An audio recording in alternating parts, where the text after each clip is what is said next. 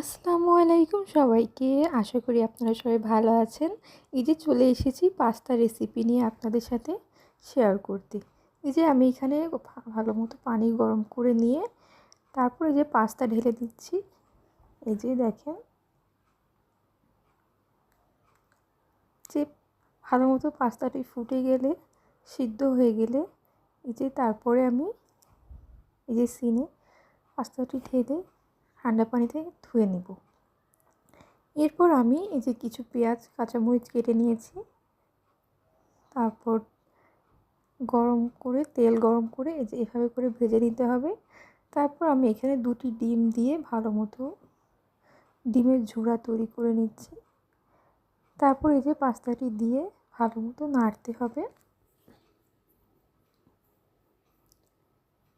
এর মধ্যে পাস্তা মশলা অ্যাড করছি। তারপর এখানে এই যে সস অ্যাড করছি, টমেটো সস।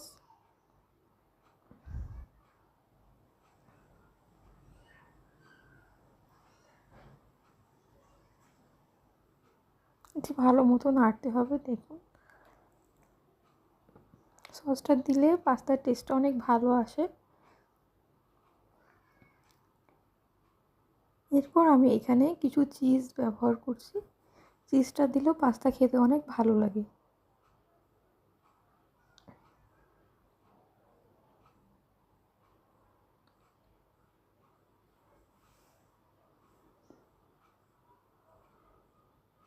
এই যে তারপর এখানে চিকেন কিছুটা অংশ আমি দিয়েছি। এই যে তারপর তৈরি হয়ে গেল এই যে পাস্তা।